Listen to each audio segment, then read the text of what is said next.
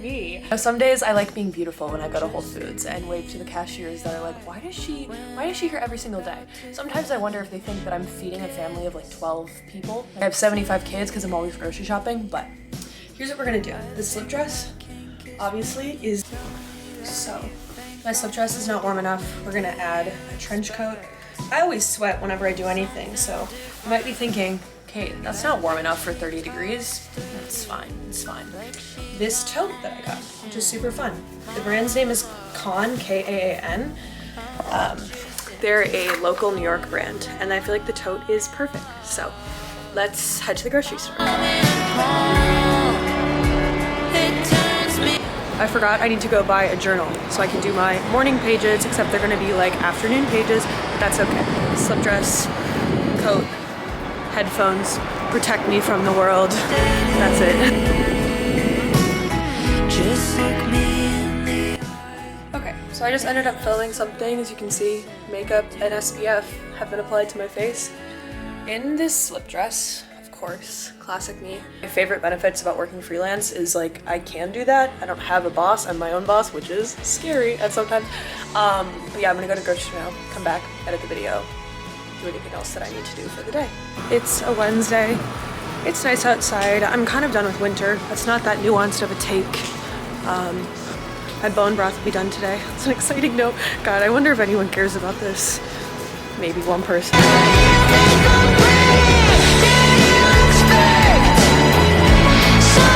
Remember when meme culture was like this guy? What the fuck's his name? But those were the days. Oh my god.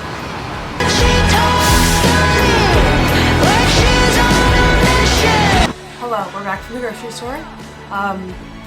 Let's see what I got. Random things. Well, I picked up a new journal that I need to do. So we're gonna go journal after this. Got a lot of Olipop's featuring the banana cream flavor, so that's fun. Love that. Other honorable mentions include sauerkraut, Hawthorne Valley, more Mary's crackers, some more maca powder, blueberries, got more tart cherry juice to drink before bed, vanilla extract, some coffee, and oh, classic, we got everything but the bagel seasoning. I don't grocery shop in a strategic way, so if you're looking for like a grocery haul that's comprehensive, you're probably never gonna get it.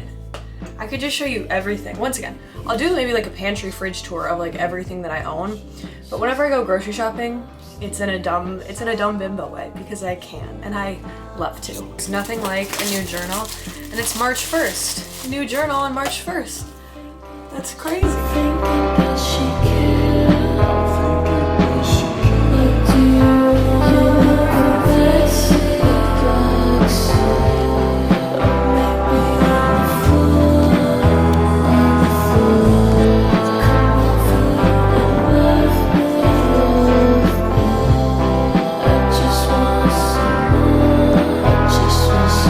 Got a new kombucha flavor. Island Bliss here.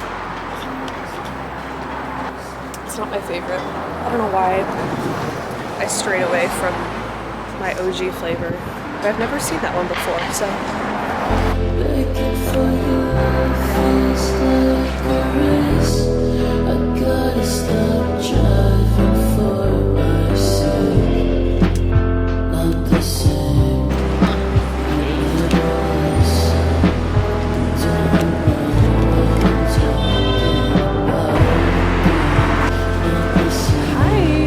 Is right by the home store, which I think is very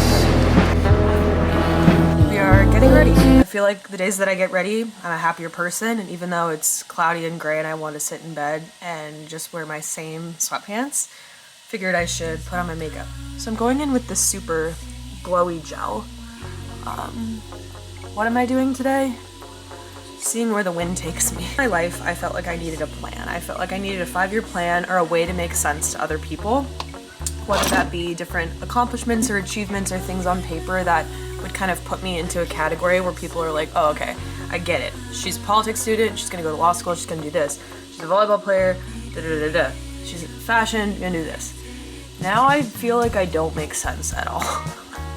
I mean, even when I talk to people about like content creation, they're like, what's your niche? I'm like, logging on and being myself every day. which is a joy that that's kind of how I get to be on the internet. I don't think it would be sustainable for me if I couldn't be myself when I logged on. It's very strange that I've allowed myself to just get rid of control and kind of accept the uncertainty. I think my injury has brought that into the forefront more of you can't control a lot of life. And I used to control what I wanted to look like. I used to control what I would act like for people to like me, friendships, romantic relationships. And I've sort of realized that you can't. You only just can kind of live in your own body, figure that out. I don't know if that was loud. Sorry, my hyper-ice like knee thing's on my body right now. I don't know, I've been in this little cog with my 20s where I'm like, you know, it's great that you're alone and you're kind of establishing yourself and all this type of shit, but some days it just feels very monotonous. There's no chaos. You don't have kids, you don't have a partner. You don't have like future planning that's like kind of more involved. You're kind of just doing shit on your own, which I love, but too much of it, not healthy.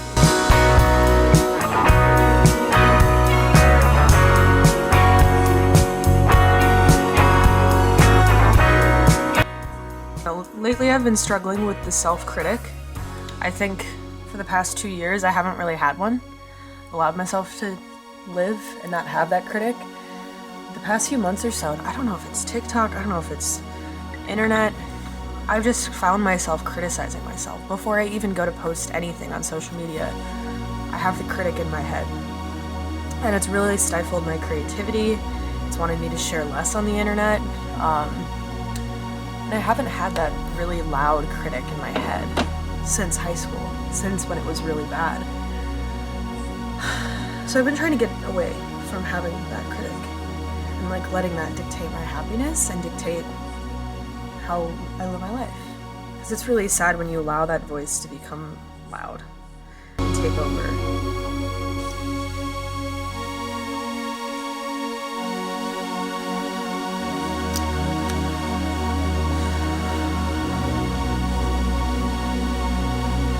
I feel like with the self-critic so loud, I've just taken myself out of so many opportunities because I have the critic analyze everything before I even get there.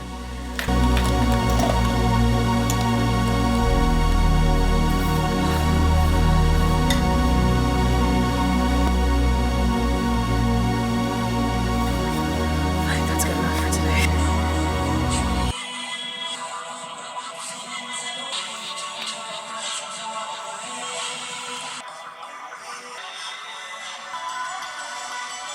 Ugh, looks like shit. Looks like I have a fucking 3rd-degree burn today. 3rd-degree burn. Ugh. What the hell? I guess that's gonna be it. Okay, let's get dressed. Make sure you don't allow the critic to overstay its visit.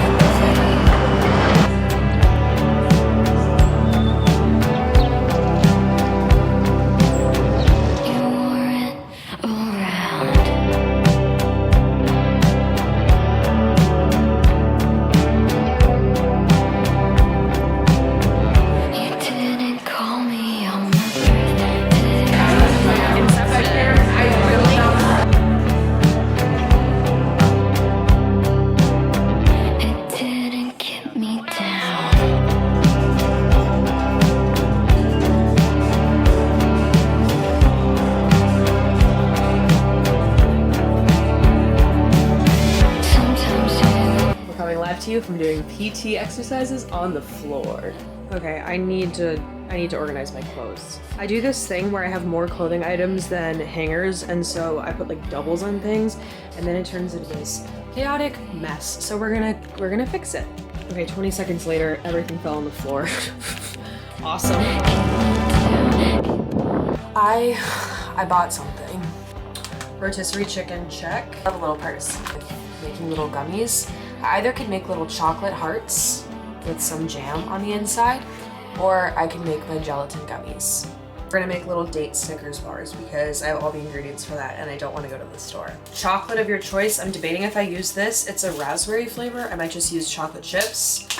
Some jeweled dates, some cashews. I'm gonna use some coconut shreds, nut butter, almond butter, peanut butter, cashew butter. Melt probably like half this chocolate bar. Look at how cute that is. There's a little heart. I used everything but the heart. I'm gonna put the dates in a little bowl of hot water so they get a little bit juicier, and then we're gonna blend them up with different things. I forgot there's like layers to this, so my little mold, and then put some chocolate in there and then allow it to sit for a little bit. Okay, so here's what I did. I put 6 dates. Shroom Drip by Laka Living. It's macadamia, chaga, cordyceps, lion's mane, tortilla mushroom, tremella, sea salt, and coconut sugar. So it's a nice little nut butter that I thought would be perfect in these like little spiked date balls. Then I crushed up some cashews and just stirred them in here instead of like blending them. And then I stuffed some of the date stuff, the date stuffing, I suppose, and then put more chocolate, and these are gonna go in the freezer. Hi, it's 9 o'clock on a Friday night. Play some guitar and unwind before going to bed. I do have a little bedtime cocktail here. Some magnesium glycinate and L-theanine pills in capsule form. And then in here, we have L-glutamine tart cherry juice. Cheers.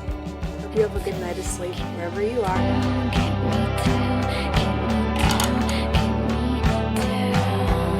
Morning. We're gonna put on some makeup. We're gonna get out the door. It's a Sunday. It's very beautiful outside. The sun is shining. Earlier in the video, I was talking about the self-critic. I've worked to unravel that the past few days. I've started to identify where the self-critic has come from, and I've started to realize how nonsense it is. Also, running update. So, haven't been able to run. It's been about 5.5 weeks now. Stress fracture is what I got diagnosed with. Got an MRI, seeing PT now. I technically have a half marathon in 14 days. And I still am walking in a funky fashion. My knees are still funky. I don't feel 100% strong yet. It's Sunday now. I'm gonna try to run on Thursday for a minute with my PT. So it'll be huge to see how my body is by then. So that being said, I will probably have to pull out of this half marathon, which is disappointing, and I'm sad about it. And that was the first thing I freaked out about when I had the knee pain. I was like, fuck, I have to pull out of this race and the Big Sur in the end of April. I was so freaked out about shit in the future versus even being like, what's wrong with my knee? I probably will have to pull out. I don't want to feel unconfident when I'm running. I don't want to feel like every step is my last. I don't care about pace at all for that race, so I'm not like pressed that like I was gonna PR and that whole thing, all that running mumbo jumbo that I don't really care about that much. I just want to get back to running and correcting my form and preventing injury. And I feel like I have a really good PT who's there to like figure that out with me. So I'm excited for this next phase of running to figure out my inefficiencies, improve my running economy, all that stuff. But it's been a slow past month. It's felt really weird to not have like a release like that with running.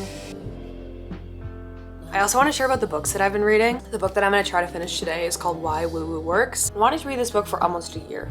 The author, David Hamilton, has a PhD in chemistry, and he's been in the pharmaceutical industry his whole life. And this book is talking about alternative modes of healing, and he goes through and looks at the clinical studies of what they have. So if they have a clinical study on the power of Reiki, or the power of crystals, or the power of meditation, and he starts to validate it. And I think his perspective is really key to why this book is interesting, because woo-woo stuff, hippie, alternative, anything non-Western or non-traditional medicine, if you're hearing it from someone who is, quote, woo-woo, someone who is an alternative healer, that's like what they describe to be, you're probably going to be a little bit skeptical. And this book is kind of written for skeptics. I'm not someone who's skeptic of much. I believe that a lot of stuff could work. I believe that Western and Eastern medicine both have their time and place. Perspective is essential. Coming from the pharmaceutical industry to talking about the power of Reiki, it's really interesting. So highly recommend this book to all of my health and wellness people. And even if you're not and you're just always skeptical about holistic healing or anything alternative, I think this is a good book for you. I ordered these 3 books off of thrift books at the same time. If you don't use thrift books, it's amazing. You can buy old, new, and used books, so just like cheaper books versus getting a new copy every time you buy a book. So sometimes they don't have like the newest things if it just came out like on the shelves and you want to read a brand new book, but I find a lot of good books on there for cheap. I think these 3 books in total was like $40, so. This book I'm so excited to dive into. It's called Fit Nation by Natalia Melman Patrizzella. If you listen to the podcast Past Present Pod, she is one of the co-hosts, and in the intro of every single podcast it describes like Natalia is working on this book Fit Nation. She's a professor at Parsons and the book finally came out. So she's been talking about the book obviously like in a lot of their podcast episodes and what literature she's been reading and research she's been doing. The book is, I would say, a history of post-war US modern fitness culture. So she looks at the rise of private classes and elite gyms and gym memberships and studios and then at-home workouts and just targeted ads about fitness and exercise and body image stuff. So it's really comprehensive and really exciting. It is a US focused book and it is focused on like US fitness culture. I'm super excited to read this because there's not much history about how we got to the way we are. College about consumption and fashion. We studied that in 1848 there was this German guy who was a gymnast and he essentially brought gymnastics to the royals. When you think about body image stuff, queens and kings, a way to demonstrate your wealth was to be larger to show that you had enough income to buy food, and peasants and lower class people were very thin because they couldn't afford to buy food. And then you saw in 1848 when this guy brought gymnastics, all of the rich people were essentially really interested in getting muscular, getting fit, getting toned, and starting to look athletic in their body image. The book's a little bit later of a history, it does reference this. About like 100 pages in. I like reading multiple books at the same time. I feel like it keeps my brain working, so I'll let you guys know when I'm done with this one.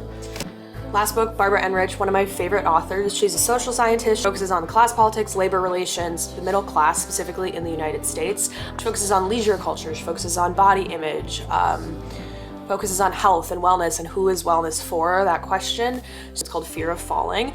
It's about what happened to the middle class and how do we talk about the middle class in the United States, because as you know, like there's a huge middle class, but if you're on the upper end of the middle class and lower end of the middle class, those lifestyles look very different. The history, she calls out the villains and the evil people of like who put these systems in place to make things so unfair versus just being like, one day we woke up and the 1% existed. She talks about how we got there, which I really love. Let me know if you want me to talk more about books because I love doing it, so very excited. This is what's loud right now. It's my knee thing. Put on a little oddly headband because I've been obsessed with the headbands, and then I'll figure out a coat.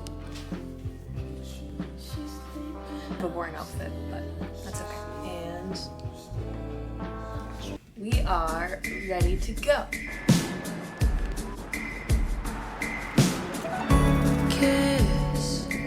I guess just look me in the eye when I'm about to finish. Kiss City. I think my kink is when you tell me that you think I'm pretty. Did you expect something different? That was very weird saying that trust the timing of your life thing because I'm making merch, which I can't really share a lot about now, but that's gonna be the slogan that goes on the sweatsuit that I'm designing. The zero waste merch thing that I'm very excited about, and you'll see it soon. There's a skill to becoming aware of the contents of your own mind, to realizing what your dominant thinking is about certain things and learning to recognize your beliefs about yourself, others, and the world, and what you think is and isn't possible for you.